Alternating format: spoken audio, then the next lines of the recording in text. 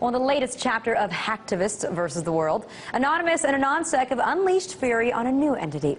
Think of it as an organization that supposedly represents the height of military power in global politics. I'm talking about NATO. Now, through a string of tweets this morning, Anonymous announced their latest retrieval of data, saying, yes, NATO was breached, and we have lots of restricted material, with some simple injection in the next days waiting for interesting data.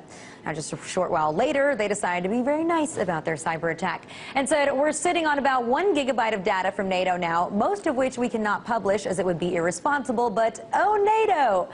Now, just to make sure everybody knew their claims were serious, they did tweet a link to a restricted file, although neither you nor I have access to the servers that can actually read that protected information. But then shortly afterwards, Anonymous also tweeted a link to pieces of NATO's security handbook and then pointed out the irony that NATO workers have failed to follow their own security procedures. Now, meanwhile, unnamed members of NATO have also confirmed that attack, citing the dangers of the hacktivist organization gaining such incredibly secret information.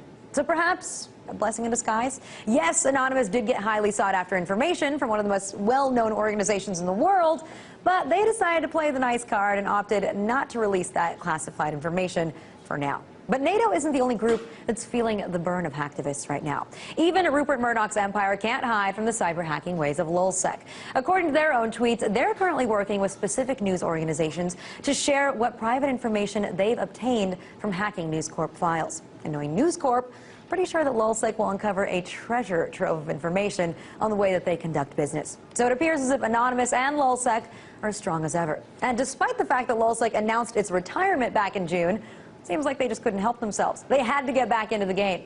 But they've also teamed up with AnonSec, so it seems like the hacktivists have realized that they have a lot more things in the world to correct, or at least stand up to. And for that, I'm quite interested to see how NATO and the FBI are going to respond to Anon and LulzSec's efforts to take down some of the most notorious organizations in the world.